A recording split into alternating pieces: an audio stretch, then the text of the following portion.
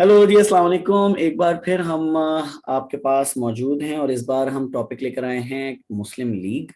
और ये हमारे सेक्शन 2 का एक बहुत ही इम्पोर्टेंट टॉपिक है। बेसिकली अगर हम ये कहें कि ये हमारी पाकिस्तान मूवमेंट के अंदर, अगर हम इसको क्रिकेटिंग टर्म्स में कहें तो मैन ऑफ द मैच है ये।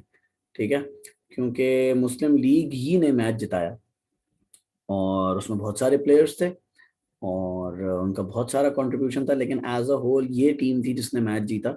और ये हमारी पाकिस्तान स्टडीज की मैन ऑफ द मैच है। एक्चुअल में तो कायदे आजम है, लेकिन ये वो फॉर्मेशन है जिस फॉर्मेशन ने हमें थ्रू कराया। और अगर फुटबॉलिंग टर्म्स में कहें तो ये हमारी विनिंग फॉर्मेशन थी। तो मुस्लिम लीग के बारे में देखते हैं क्या चीज़ थी, क्यों बनी। हम पहले बात कर चुके हैं पार्टीशन ऑफ बंगाल की, रिवर्सल की भी बात कर चुके हैं और इसमें भी जिक्र आएगा उसका। और हम शिमला डेपुटेशन के बारे में भी बात कर चुके हैं। तो स्टार्ट करते हैं आज का टॉपिक। और देखें, आपके पास 7 मार्क्स का सवाल आपके सामने मौजूद है। Why was Muslim league formed. और जी मेरा बेटा, कितने फैक्टर्स चाहिए होते हैं इस सवाल को आंसर करने के लिए? 3 फैक्टर्स सर। ओके, तो देखते हैं हमारे पास कितने फैक्टर्स यहाँ पर मौजूद हैं। ठीक है, why was Muslim league formed in 1906?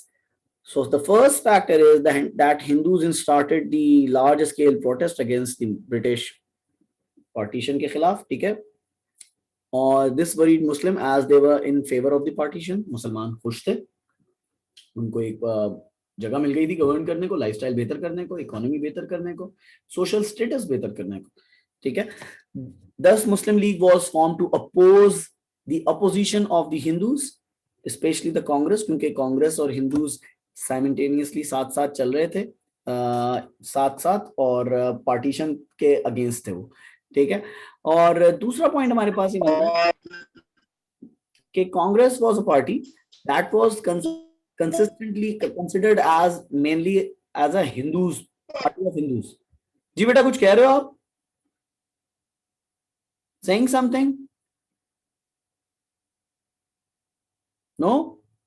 okay, तो यहां पर ये बात भी पता चलती है कि कांग्रेस जो थी वो ऑलरेडी एक हिंदुओं की पार्टी कंसिडर की जा रही थी और इससे मुसलमानों को बड़ा खतरा लग रहा था कि ऐसा ना हो कि कहीं ये रिवर्स हो जाए, क्योंकि पॉपुलेशन वाइज ये हुआ था। ठीक है, तो मुस्लिम लीग बनने का एक और फैक्टर ये था कि मुसलमान अपनी पॉलिटिकल इंपॉर्टेंस को मुसलमानों की नजर में भी उभारना चाहते थे। ठीक है, thus Muslim League was formed to increase the political importance set forward by the Muslims as well. मुसल उस खित्ते के मुसलमानों को भी मुसलमानों के लिए एक पार्टी चाहिए थी, प्लस मुसलमानों को एक पार्टी बनानी भी थी ताकि वो अपने इंटरेस्ट को प्रोटेक्ट रख सकते हैं। ठीक है, तो दो तो हमारे पास यहाँ फैक्टर हमें समझ आ गए। एक, हिंदू के प्रोटेस्ट बहुत ज्यादा थे, ठीक है, कांग्रेस को काउंटर करने के लिए, प्लस ये कि वो नंबर में ज्यादा थे तो हमें अपनी पॉलिटिकल और इलेक्टोरल सीट्स जो थी उनको भी रिजर्व और सेफ रखना था। अब यहाँ पे हमारे पास बहुत सारे फैक्टर्स और भी दिए हमें।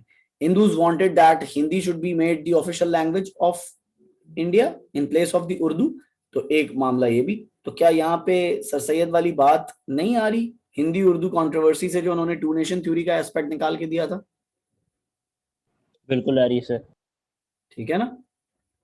अच्छा, इसी चीज में हमारे पास एक चीज और है कि बहुत सारी एक्सट्रीमिस्ट पार्टी थी।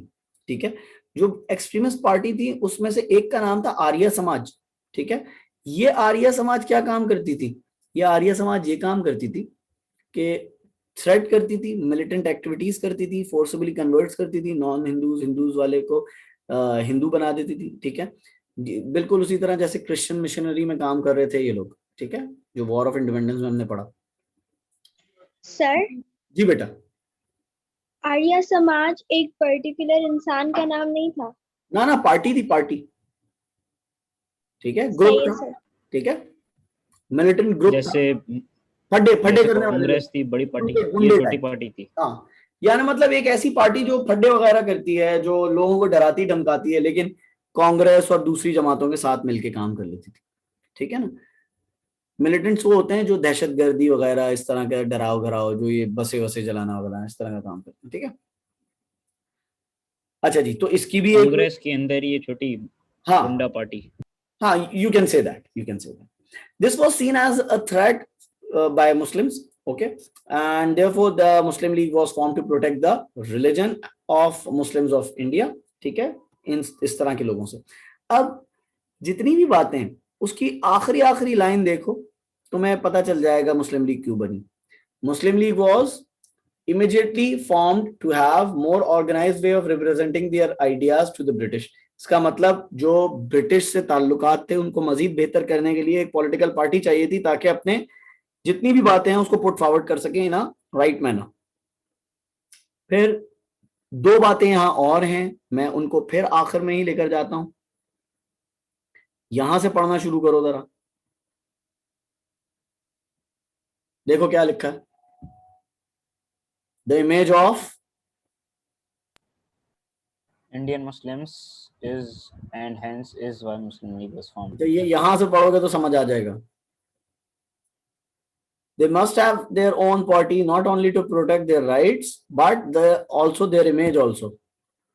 इसका मतलब मुसलमानों को एक पार्टी ऐसी चाहिए थी जो उनके प्रोटेक्ट तो करे उनका इंटरेस्ट, लेकिन उनका इमेज भी प्रोटेक्ट करे, जो एक्चुअल बात है वही पहुंचाए। ऐसा ना हो कि उनके बारे में कोई और बात कह रहा हो और वही बात सही समझ ली जाए।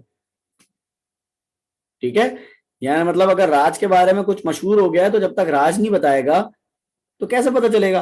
लेकिन राज के बारे में अगर बहुत सारे लोग एक चीज करते रहेंगे तो सब लोग यही समझेंगे हाँ राज ऐसा ही है, लेकिन राज को एक अपना नैरेटिव देना पड़ेगा। तो मुसलमानों के लिए अपनी इमेज को बरकरार रखने के लिए, सिर्फ अपने राइट्स को प्रोटेक्ट नहीं करने के लिए, अपनी इमेज को भी बरकरार रखने के लिए एक पॉलिटिकल पार्टी की जरूरत थी।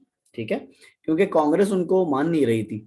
ठीक है, The British gave Muslims concession in partition of Bengal and Shimla deputation. Therefore, Muslims believed that the British had now forgotten their past rivalry towards Muslim community, and so in return they should also convey positive feeling towards British government। ये point समझ आ गया होगा, ये 1857 से related point है। समझ आया कि नहीं?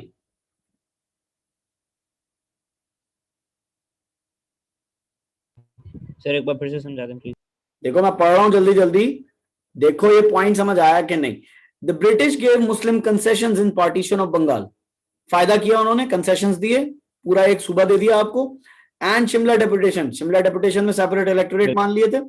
Therefore Muslims believe that British had now forgotten there past rivalry. जो उनकी आपस में लगती थी ना मुसलमानों की और ब्रिटिश की 1857 में जो फड्डे थे, ठीक है, मुसलमानों को लगा कि शायद ब्रिटिश भूल गया उन सारी बातों को और वो जो हमसे एक टसल थी वो खत्म हो गई है। सो अब मुसलमानों को भी अच्छे से बिहेव करना चाहिए है ब्रिटिश के साथ। So in return they should also convey positive feeling towards British government and therefore formed Muslim League to declare loyalty towards British and to remove misconceptions between the Muslims and the British।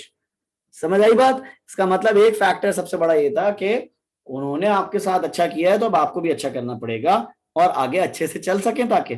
ठीक है, तो ये बहुत सारे factors हैं। अगर तुम देखो तो ये 14 मार्क का सवाल भी बन जाता। देखो कितने फैक्टर्स हैं, 1 2 3 4 5 6 7 फैक्टर्स हैं इधर। अगर यही सवाल तुम, यही वाले सवाल के फैक्टर्स तुम यहां ले जाओ, अगर जो सवाल है was pro Hindu attitude of Congress the most important reason for the formation, तुम इसका जवाब यहां से ले सकते हो। समझ आ रही बात? ये डॉक्यूमेंट भी भेज दूंगा मैं तुम्हें। ठीक है, सेक्शन 2 के लिए ये डॉक्यूमेंट, उस डॉक्यूमेंट के मुकाबले में तुम्हें पूरे जवाब लिखे हुए मिलेंगे, यहां पे पॉइंटर्स नहीं है। उस वाले डॉक्यूमेंट में पॉइंटर्स हैं, बराबर वाला जो डॉक्यूमेंट है। ठीक है, मैं दोनों भेज दूंगा तुम लोगों को। देखो वही वाला आ गया, देखो सवाल आ गया वही। और क्या लिखा है, ये देखो क्या लिखा है, ये देखो, ये देखो जो मैं हाईलाइट कर रहा हूँ, ये देखो क्या लिखा है यहाँ पर। आंसर अबव, अभी जो पढ़ के आए वो पूरा आंसर था। आंसर अबव जो पढ़कर आए वो इसका आंसर था। और मैं क्या कह रहा था कि देखो इसमें फैक्टर 7 लिखे हैं, तो इसको देख लेना। ठीक है, अब यहाँ पे आ रहा है why did Congress oppose Morley Minto reform. इसका मतलब मॉडले मिंटो रिफॉर्म जब आए, अच्छा मैं जरा अब ये कैमरा खोलता हूँ फिर बताता हूँ।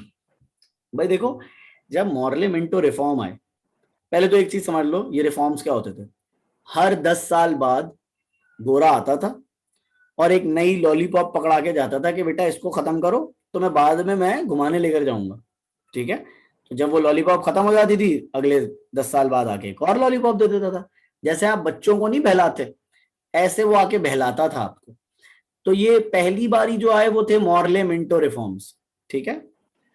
और उसके बाद जो दो साहब आए वो थे मॉन्टॉग और चैल्मस्फोर्ड, उनके रिफॉर्म्स 10 साल बाद आए 1919 में।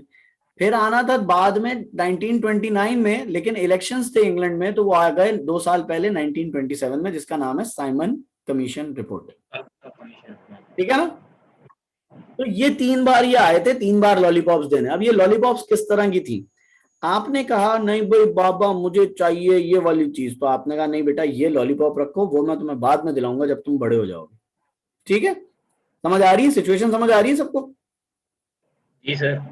जी सर। अब देखो ये हुआ क्या मॉर्लेमेंटो रिफॉर्म्स में। मॉर्लेमेंटो रिफॉर्म्स में ये किया उन्होंने कि उन्होंने सोचा कि यार ये लोग पढ़ लिख गए हैं, थोड़ा सा ऐसे कर रहे हैं, थोड़ी सी पॉलिटिक्स कर रहे हैं, ये बात हमारे फेवर में है, ये हमारी बात अगेंस्ट में जा रही है, तो इनको थोड़ी सी कुछ सीट्स दे देते हैं, इनको अपने पॉलिटिकल सिस्टम में थोड़ी सी सीट्स दे देते हैं ताकि ये चुप करके बैठ जाएं, ठीक है। यही काम उन्होंने मॉन्टॉक चैम्सफोर्ड में भी आके किया, ठीक है ना। यही काम उन्होंने साइमन कमीशन में भी आगे किया ताकि थोड़ी सी आवाजें जो उठ रही हैं वो कम हो जाए, प्रेशर जो है वो कम हो जाए, ठीक है ना। अब देखो 1909 में पार्टीशन रिवर्स नहीं हुआ हुआ, मुसलमानों का पार्टीशन उनके पास ही है। बात सुनना जरा गौर से सब लोग ताकि ये समझ आए। क्या 1919 में, ये आखिरी मिनट है, 1919 में 1909 में क्या पार्टीशन रिवर्स हो गया? नहीं, वो तो 1911 में हुआ था ना। जी सर। तो इसका मतलब यहाँ पार्टीशन नहीं हुआ हुआ और मुसलमान यहाँ खुश हैं। इसका मतलब कौन नाखुश है? कांग्रेस। यहां तक क्लियर है? कांग्रेस। जी अच्छा, सर। अभी ये कॉल ड्रॉप हो जाएगी, ठीक है। जैसे ही कॉल ड्रॉप होगी मैं इसी सेशन को दोबारा कॉल करूंगा, तो इसी सेशन पर आ जाना, इसी लिंक पे दोबारा आ जाना, ठीक है। क्लियर है सबको?